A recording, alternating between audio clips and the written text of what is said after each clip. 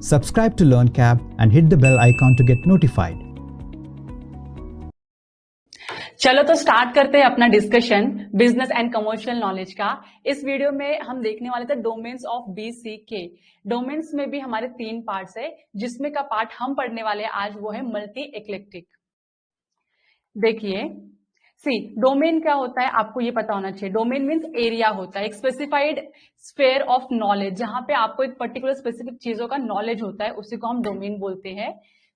The following, the sphere of knowledge, the subject about business and commerce is vast, eclectic and ever evolving and expanding. आपको पता है domains of BCK क्या है, वो eclectic है, बहुत vast है और ever changing होता है, बहुत सारे changes continuously होते रह रहे हैं।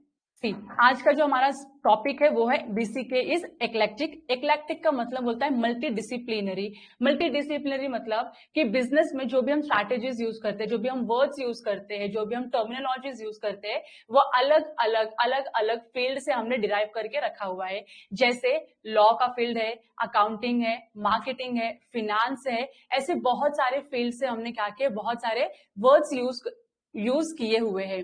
तो अगर आपने देखा होगा जो हम वर्ड यूज करते हैं स्ट्रैटेजी ये वर्ड हमने डिराइव किया है मिलिट्री वर्ड से। तो आप कैसे अपने एनिमीज को डिफीट करते हो वॉर की सिचुएशन में, वो वहां से आप स्ट्रैटेजी बनाते हो कि कैसे हम क्या स्ट्रैटेजी फॉर्म करें कि अपने जितने भी एनिमीज है हम उनको डिफीट कर सके। तो ये वर्ड हमने कहां से लिया है, मिलिट्री से लिया है। एक और वर्ड होता है लॉजिस्टिक। लॉजिस्टिक वर्ड भी हमने कहां से उठाया है, मिलिट्री से ही उठाया है। क्यों ऐसा? क्योंकि जब हम मिलिट्री की बात करते हैं तो हम बहुत सारे मिलिट्री में इक्विपमेंट्स होते हैं, ट्रूप्स होते हैं, जिनको हमको एक प्लेस से दूसरे प्लेस पे लेके जाना होता है।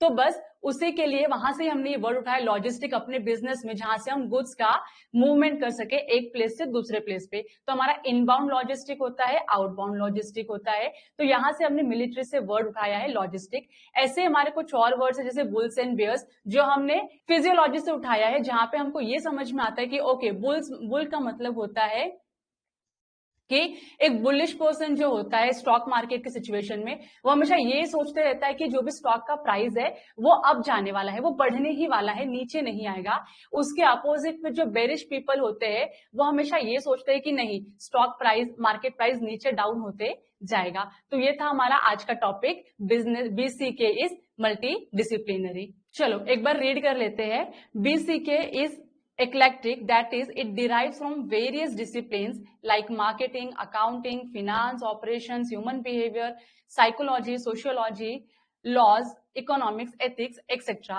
Business is not just about selling a product or service, it includes various fields of study within itself. Understanding human behavior, finance, economy, world economy, legal terms, laws of various countries, etc. And each discipline has a vocabulary of its own, and thus it contributes towards BCK vocabulary. Further, the BCK adopts the vocabulary of these diverse fields like military and even unrelated fields such as biology. Example जो मैंने आपको दिया, जैसे strategy कहां से हमने ये word उठाया, मिलिट्री से। दूसरा लॉजिस्टिक, ये भी हमने मिलिट्री से वर्ड उठाया है। तीसरा bulls, that is biology, animal psychology जिसको हम बोलते हैं, वो भी हमने कहां से उठाया है, बायोलॉजी से लिया है वर्ड्स। और साथ ही साथ बियर्स भी हमने बायोलॉजी से लिया था। ऐसे बहुत सारे वर्ड्स से हमने क्या किया है, अपने बिजनेस में इन अलग अलग डिसिप्लिन से, अलग अलग एरिया से हमने बहुत सारे वर्ड्स उठाए हैं। चलो जो हमारा नेक्स्ट टॉपिक है वो distinction between business, profession and employment है। मुझे बताओ, आप लोग प्रोफेशनल बनने के बाद क्या करोगे? बिजनेस करोगे या कहीं जॉब करोगे या खुद की प्रैक्टिस ओपन करोगे? आपके पास तीनों ही चॉइस अवेलेबल होती है। तो आपके पास ऑप्शन होता है, या तो आप बिजनेस करो, या तो आप एम्प्लॉयमेंट में जाओ, या तो फिर आप प्रैक्टिस करो एज अ प्रोफेशनल। अगर आप एम्प्लॉयमेंट में जाते हो तो इसके प्लस पॉइंट्स क्या है और इसके माइनस पॉइंट्स क्या है, वो क्या होते हैं हम देखते हैं। तो एम्प्लॉयमेंट क्या होता है, कॉन्ट्रैक्ट ऑफ सर्विस है।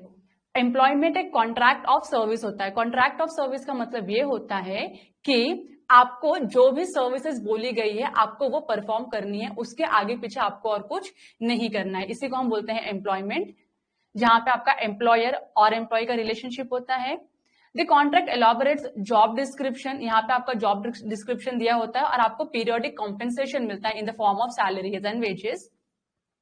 और आपको जब भी आप ज्वाइन होते हो तो आपको एक अंडरगो करनी पड़ती है ट्रेनिंग के लिए, आपको ट्रेनिंग दी जाती है 15 डेज से 30 डेज का वो ट्रेनिंग होता है जो आपको अटेंड करनी होती है, डिपेंड करता है कंपनी टू कंपनी। यहाँ पे आपकी जो क्वालिफिकेशन रिक्वायरमेंट होती है बहुत ही मिनिमम होती है, टेक्निकल एक्सपीरियंस या टेक्निकल नॉलेज की ज्यादा रिक्वायरमेंट नहीं होती है।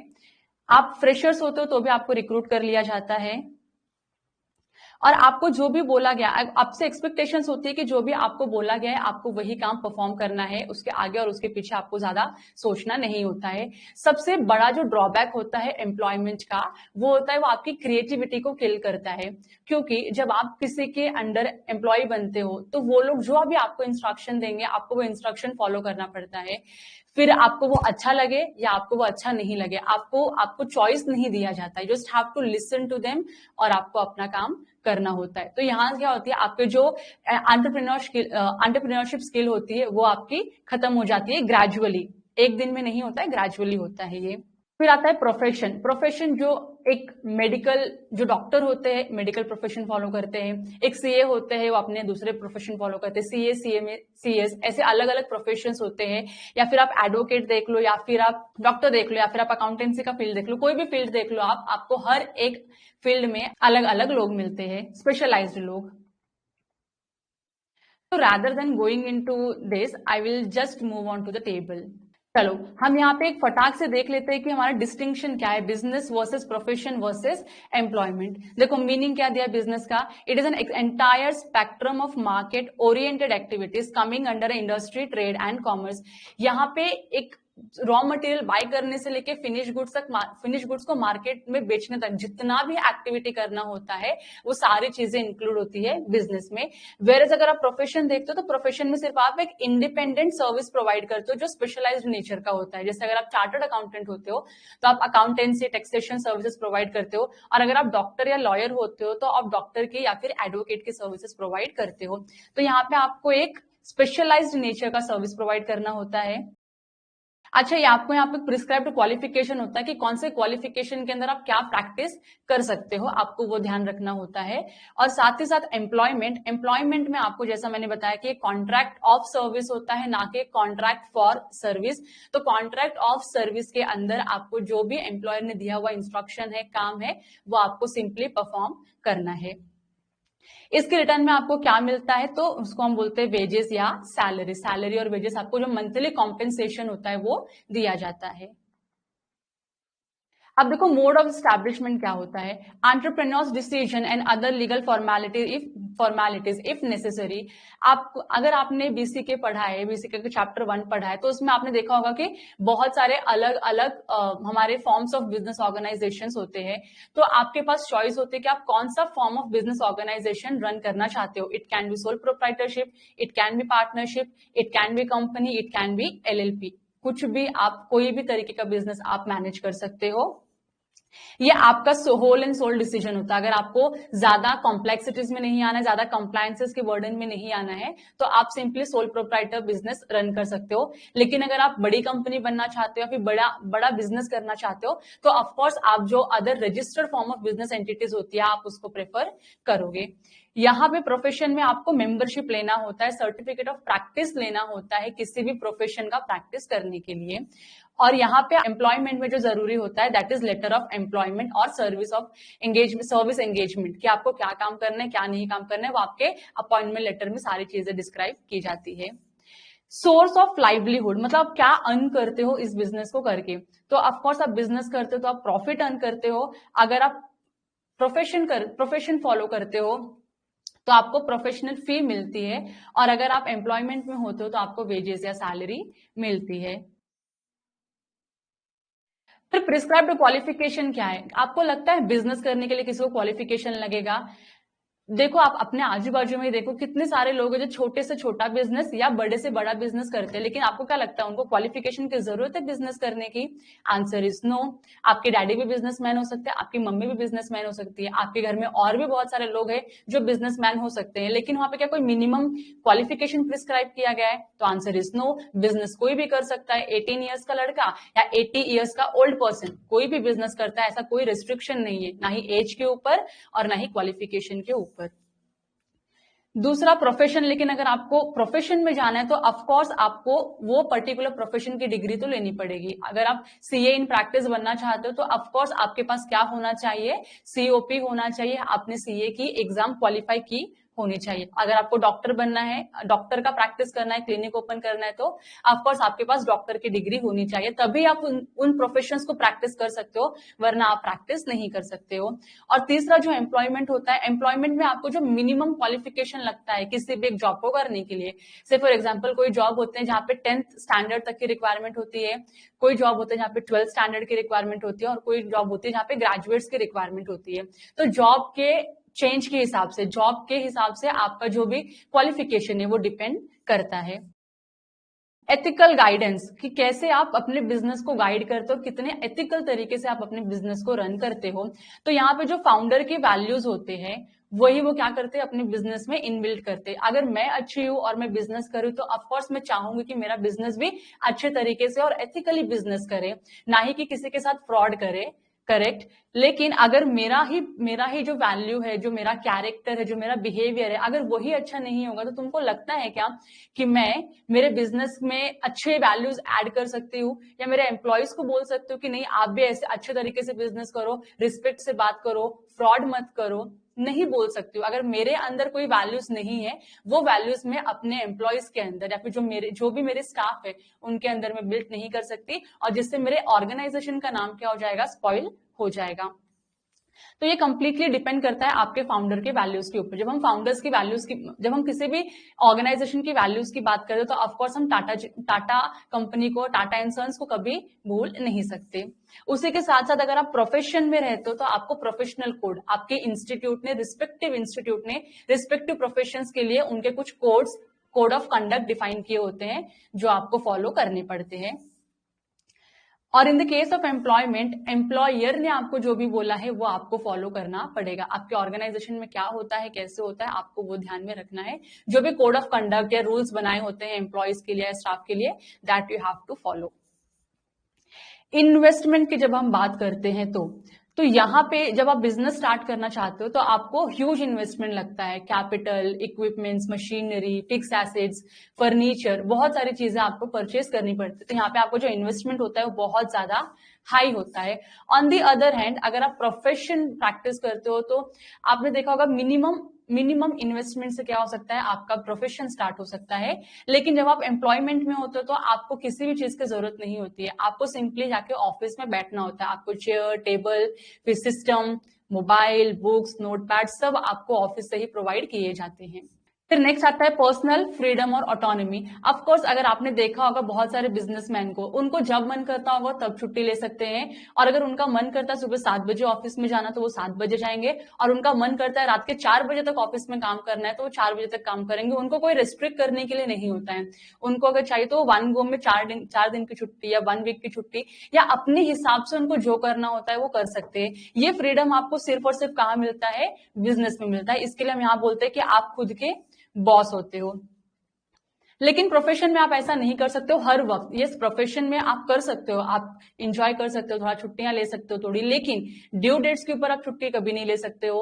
अगर क्लाइंट ने कुछ अर्जेंटली रिक्वायरमेंट मांगा है, कुछ काम मांगा है आपसे, कुछ काम उनको करके चाहिए, तो आप छुट्टी लेके नहीं कर सकते हो। आपको काम फिनिश करना होता है और उसके बाद ही आप अपने पर्सनल लाइफ को एंजॉय कर सकते हो। तो यहाँ पे हम बोल सकते हैं फ्रीडम है, लेकिन जितना बिजनेस में है उसके कंपेरिजन में यहाँ पे प्रोफेशन में थोड़ा सा कम है। फिर नेक्स्ट आता है एम्प्लॉयमेंट में। आपको लगता है कि आपको एम्प्लॉयमेंट में बहुत ज्यादा छुट्टियां मिलती होंगी?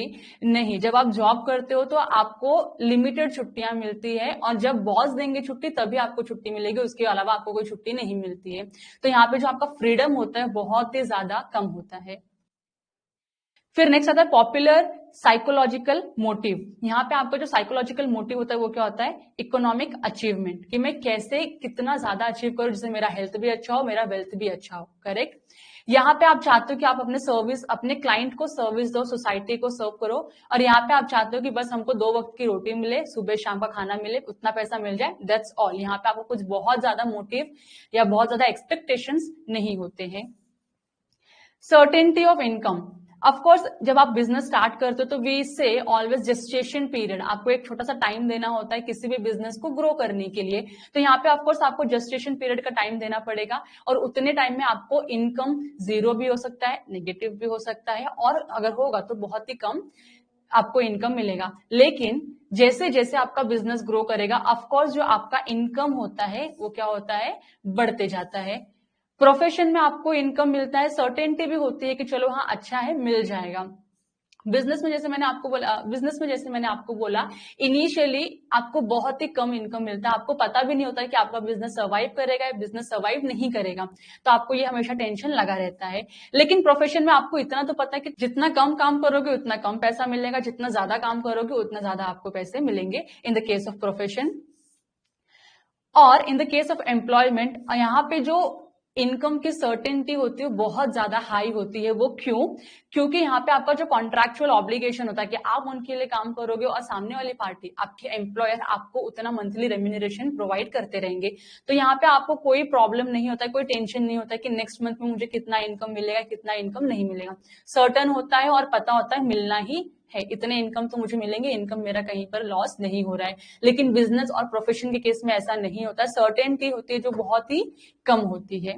नेक्स्ट आता है स्टेबिलिटी या फिर ड्यूरेशन ऑफ ऑक्यूपेशन। यहाँ पे बिजनेस कब तक चलेगा यू नेवर नो। अगर आप सोल प्रोप्राइटरशिप रन करते हो तो जब तक है जान तब तक आपका बिजनेस चलेगा, जैसे आपकी जान गई आपका बिजनेस क्या हो जाएगा, बंद हो जाएगा। लेकिन वही अगर आप कंपनी या एलएलपी या फिर किसी भी रजिस्टर्ड फॉर्म ऑफ बिजनेस को रन करते हो तो ऑफकोर्स आपके रहने से आपके नहीं रहने से बिजनेस कोई फर्क नहीं पड़ता है, बिजनेस क्या रहेगा, अच्छे से चलता रहेगा।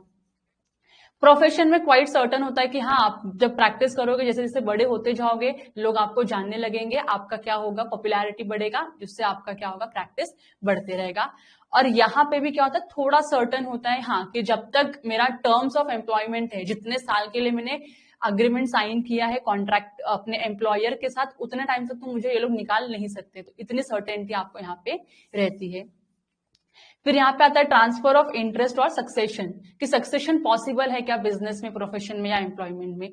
तो आंसर यस, बिजनेस में सक्सेशन हमेशा पॉसिबल होता है, क्योंकि आपके नहीं रहने के बाद आपके जो लीगल हेयर्स होते हैं वो आपके बिजनेस को कंटिन्यू करते हैं, अगर उनकी इच्छा हुई तो, वरना नहीं करते। दूसरा, प्रोफेशन में नॉट एट ऑल पॉसिबल। आपके पापा डॉक्टर है तो पापा को कुछ हो जाता है तो पापा के बिहाफ पे आप जाके उनके क्लिनिक पे नहीं बैठ सकते हो, क्योंकि आपके पास वो रिक्वायर्ड डिग्री नहीं है। हाँ, अगर आपके पास डिग्री आती है तो यू कैन प्रैक्टिस, बट पापा डॉक्टर थे, आप डॉक्टर नहीं हो तो आप नहीं कर सकते हो। तो यहाँ पे प्रोफेशन में कभी भी पॉसिबल नहीं होता है सक्सेशन। एम्प्लॉयमेंट में भी सक्सेशन पॉसिबल नहीं होता है, क्योंकि जिसके साथ हमने टर्म्स ऑफ कॉन्ट्रैक्ट साइन किया था वही पर्सन खाली काम कर सकता है, उसके अलावा और कोई काम नहीं कर सकता। तो ये था बेसिक सा difference between business versus profession versus employment. I hope आपको समझ में आ गया है। Subscribe to LearnCap and hit the bell icon to get notified.